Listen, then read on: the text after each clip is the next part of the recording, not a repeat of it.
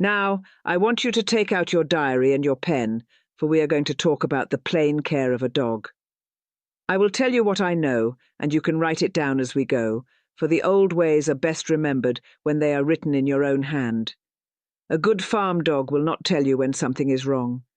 He will just bear it, quiet and faithful at your heel, while his skin torments him. So you learn to watch. You see him gnawing at his paw of an evening, scratching till the hair wears thin, a raw red patch behind his ear, that sour smell come up off his coat, and it wears on you. For he is a member of the family in his way, and you want to ease him. Now, there is a great deal of dear stuff sold for this, the bottles and the pills and the drops, and some of it has its place. But the old farmers kept their dogs in fine health, good coats and sound skin for next to nothing, out of the kitchen and the plain knowing. Today, I want to show you those old ways, the simple care of a dog's skin and coat, and I will be honest with you all through about what these things can do and what wants a real animal doctor instead. I am Emily, and I keep up this Lancaster County place the way my people always have, and there has always been a dog or two about the farm, working the stock, keeping me company, sleeping by the door. I was raised in the old order, but I have come to see that the good Lord's wisdom in nature is not meant to be kept behind a fence. It is meant to be shared.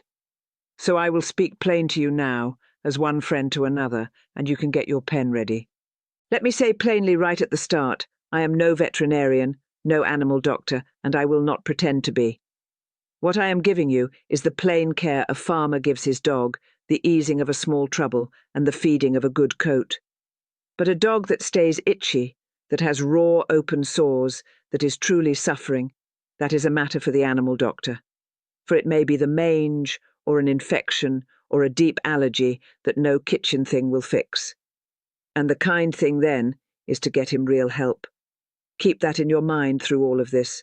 Write it down if you must. I will say it again before we are done. We had a dog when I was a girl named Shep, a black and white fellow who worked the cows and slept across the back doorstep. And I loved that dog as only a girl can. One summer he took to scratching himself raw, miserable, his coat gone dull, and I fretted over him something terrible. And I remember my father did not run off and buy a thing. He looked the dog over careful, fed him better, the good fat off the meat, set him a cool oatmeal bath in the washtub, and kept him brushed and clean, and within a few weeks old Shep had a coat that shone, and the scratching had near stopped. But I remember too the time another of our dogs had something my father could not mend, and he did not stubborn it out. He took the dog to the man who knew animals, for he said it was no kindness to let a creature suffer for the sake of your pride. Both of those things stuck with me. The plain home care that mends most troubles, and the wisdom to know when a thing is past your hands. That is the whole of what I am giving you today. Now get your diary out, for we are going to start with easing the dog that is itching right now, for that is the misery you want to stop first. And there are a few gentle old comforts for it. The first is for when a dog has worked one spot raw, what folks call a hot spot, a red, angry, weeping patch where he has chewed and scratched the hair clean off. A little coconut oil, the plain kind, rubbed gentle onto that spot, soothes it and cools it, and puts a clean barrier over it. And if he licks it off, which he will, it does him no harm at all, for it is only a wholesome oil. It is no miracle, and it will not cure a deep trouble. But for a small, raw, itchy patch, it is a gentle comfort, and it is sitting in your kitchen already. Trim the hair back from the spot first if you can, so the air gets to it, and it is not held damp under the matted hair. For a hot spot wants to dry and breathe to heal, and the damp under the hair is half of what keeps it raw. And keep an eye on it, for if it spreads or weeps badly, or will not settle in a few days, that is past a kitchen comfort and wants the animal doctor, for it may have gone to infection. The coconut oil is for the small early thing, not the bad one. Now, if the whole dog is itching, his whole hide red and flaky and miserable, the old comfort for that is an oatmeal bath. And this one genuinely soothes, for oatmeal has long been used to calm itchy skin on people and animals both. You take plain oats, the plain breakfast kind with nothing added, no sugar nor flavouring, and you grind a cup or two of them, fine as dust, in a grinder or a mill. Then you draw the dog a bath. And here is the part that matters most. The water must be cool or barely lukewarm, never warm and never hot. Hot water on an itchy dog makes the itch far worse, draws the blood up and inflames the skin. So keep it cool. Stir your ground oats into the cool water till it goes milky.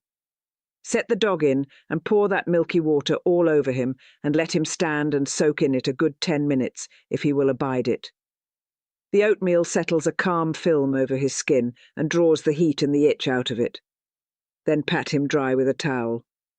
Do not rub him hard, and you will likely have a calmer, easier dog who can rest at last. It is a true old comfort, and it cost you a handful of oats. You can give him such a bath every few days while he is in a bad way. There is no harm in it, and many a dog comes to stand patient in it once he learns it eases him. Just keep that water cool every time.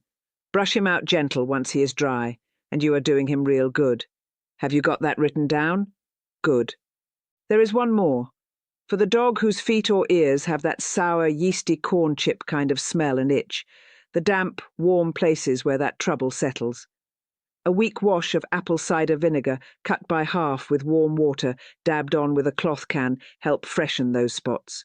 For the mild sourness is not to that yeasty trouble's liking. But hear me close on this one, for there is a real warning with it. You never put vinegar, even watered down, on skin the dog has chewed raw or open or bleeding, for it is an acid, and it will sting that raw skin terribly and be a cruelty to him. Only ever on skin that is whole, just smelly and itchy, never on a wound. And if those ears are truly bad, deep red and painful and foul, that is an ear infection and a matter for the animal doctor, not a vinegar dab. So a gentle freshening for a mild case and the doctor for a real one. And dry those feet and ears well after, for that sour, yeasty trouble loves the damp above, all between the toes and down in the ear, where the wet sits and will not dry. A dog that has been out in the wet or swimming in the pond of a summer wants his feet and his ears dried. For keeping those folds dry does more to keep that trouble away than any wash does to cure it once it is set in. And for the dog that chews and licks more from restlessness and boredom than any true itch, the old answer is the simplest of all. Give him something good to gnaw. A big raw carrot and a frozen one is even better on a hot day. Gives him a fine, cool thing to chew that keeps him busy and content and does him good besides with no harm in it. A bored dog finds his own mischief, often his own paws. So an honest thing to chew is half the cure for that kind of worrying. Write that down too. A raw carrot. Now let me turn from easing the skin to the real foundation of a good coat, which is what the dog eats. For this is where you truly build a healthy hide that itches less to begin with. A dog fed poor and dry grows a poor dry coat, dull and flaky and prone to trouble. A dog fed with some good fat and good nourishment in him grows a thick, glossy coat and a supple skin, and that is your best and longest answer to the itching, far more than any bath. The old farm dog ate well of the scraps and the trimmings, the meat and the fat off the table, the good leavings, and he was the better for it. The thing that builds a coat best is good fat, the right kind of oils, and there are a few plain ways to get them into him. A bit of fish is one of the finest. A little tin of plain sardines mixed into his food a couple times a week is a fine, rich dose of the good oils that build a glossy coat and a healthy skin. But mind the plain ones packed in water with no salt added and no sauce, just the plain fish. For the salted and sauced kind are not good for him. If he turns up his nose at fish, a plain cooked egg does good service too. A fine, wholesome thing for a dog's coat. And a splash of good homemade bone broth over his food is one of the best things going. The plain broth of simmered chicken or beef bones, rich with the good stuff that builds healthy skin and joints both. Now you do not pile all of these into him at once, mind, nor every day. For a dog's stomach wants easing into rich new things, or it will trouble him at the other end, and you will be sorry you overdid it. You go gentle and slow. A little fish a couple times in the week, an egg another day, a splash of broth another, working it in bit by bit and watching how he does. And you take a little of his dry food out to make room, so you are not just piling more on top and fattening him. A dog ought not be fat, for a fat dog is an unwell dog in time. So you feed him well, but not overmuch. Good food in fair measure. Done that way, steady over weeks, you will see his coat come in glossy and his skin settle, and that good condition is the truest shield against the itch there is. But here, I must give you a hard warning, one of two real warnings in all of this, and they matter more than anything else I will say. So, heed them well, and write them in your diary in big letters. When you make that bone broth, you make it yourself, plain, just bones and water simmered down, nothing else. You never use the broth sold in the store for people, and you never season it because it is near always cooked with onion and garlic. And onion and garlic are poison to a dog. Truly toxic. They can do him real harm, so no onion, no garlic ever. Not in his broth, nor his food, nor his scraps. Plain bones and water. That is the dog's broth. Keep the seasoned humankind well away from him. And the second hard warning, and this one can kill a dog outright, so burn it into your memory. There is a sweetener called xylitol, sometimes written on a label as birch sugar, that is put in many sugar-free things, some peanut butters, some sugar-free yogurts and sweets and gums. It is deadly poison to a dog, even a tiny amount. It can destroy his liver and kill him fast. So, if ever you give a dog a bit of peanut butter or yogurt or any such thing, you read that label first every time, and you make dead sure there is no xylitol nor birch sugar in it. This one is not about itching at all, but it is the most important thing a dog owner can know, and too few do, so I will not let it pass without telling you. Write that down. Xylitol. Poison. Before I come to the fleas and ticks, let me say a plain word for the brush and the clean keeping, for it is half of a healthy coat, and folks forget it. A dog wants brushing, regular, and more so the long-haired kinds. The brushing pulls the dead hair and the dirt out, spreads the natural oils of his skin all down the coat to keep it glossy, and lets the skin breathe. And a well-brushed dog has far less trouble with mats and damp and the itch than a neglected one. It is good for him in another way, too, for a dog loves the attention of it, and the few minutes you spend brushing him is a kindness he feels. And keep his bed clean, for a dog's bedding gathers dirt and old hair, and is where the fleas would lay their eggs if they got a start. So you shake it out and wash it now and again, and you deny the fleas the foothold. A clean-kept, well-brushed dog on good food is most of the way to a healthy coat before you do anything else at all. Now, I want to speak honest about the fleas and the ticks because there is a great deal of foolishness told about them, and some of it is dangerous. You will hear it said that you can feed a dog this or that out of the kitchen, the vinegar, the brewer's yeast, the garlic even, and make his blood taste so foul that the fleas and ticks will not bite him, make him near invisible to them. I will tell you plainly that is not true, and I will not tell you it is, however much I would like it to be. There is no spoonful of anything you put in a bowl that shields a dog from ticks, and the garlic some folks push for it is, as I just told you, itself a poison to him. So that advice does double harm, and the ticks especially are no small matter, for a tick can carry real disease, the Lyme and others, sickness that can lay a dog low for life or worse, and that can pass to people too. So this is the one place I will be most firm with you. Do not trust your dog's protection from ticks to any kitchen folk remedy.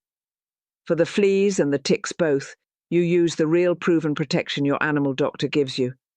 And in the tick country, you use it faithfully, and you run your hands over your dog and check him for ticks after he has been in the brush and pull any you find off prompt and proper.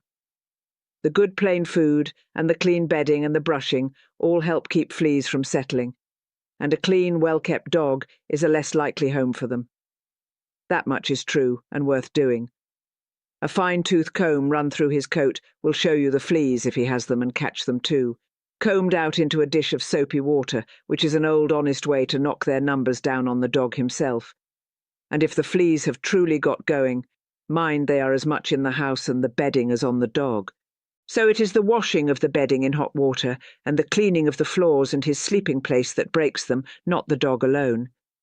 But none of that, I say again, is your shield against the ticks and their disease. That wants the real medicine, And I would be doing you and your dog a wrong to tell you otherwise. So let me say the plain word about why so much foolishness gets told about all this. And it is not some wicked scheme, only the plain way of things. There is a powerful lot of money in a worried dog owner, in the dear bottles and the special shampoos and the bag after bag of feed. And there is money too, it turns out, in the other direction in the videos, and the sellers promising you a miracle cure out of your pantry for the price of their little powders. Both ends are selling you something. And in between sits the plain truth which nobody much profits by, that a dog wants good plain food, clean keeping, a little gentle comfort when he itches, real medicine from a real doctor when he is truly sick, and proven protection where the ticks are bad. The plain truth pays nobody, so it gets shouted down by the sellers on both sides, and the old simple knowing gets lost between the dear pills and the false miracles. So let me gather it plain for you, and you can close your diary for now, or write this summary down to remember it. To ease an itchy dog, a little coconut oil on a raw spot, a cool oatmeal bath for the whole miserable hide, a weak vinegar dab on skin that smells yeasty but is never raw or open, and a good carrot for the one that chews from boredom. To build the healthy coat that itches less to begin with, feed him well with good fat in him. A little plain water-packed sardine, a plain egg, a splash of your own plain unseasoned bone broth. Never onion or garlic, ever. Never anything with xylitol or birch sugar, ever, for that one kills. And never trust a kitchen remedy to guard him from fleas and ticks, but use the real proven protection, especially against the ticks and the disease they carry. And above all, the dog that stays truly itchy and miserable with raw sores or a deep trouble, take him to the animal doctor, for that is the kindest thing of all, and no folk remedy stands in its place. I would like to hear about your own dog. Tell me down below what your dog struggles with. The itchy skin, the fleas, the dry, dull coat, and what old ways you have used to keep your animals well. For the farm folk among you know things worth sharing. Tell me too what part of the country you are in, and whether the ticks are bad where you live, for that is good for us all to know. I read what you write. I have it in mind to show you next the old ways with the barn cats, those half-wild working cats that earn their keep.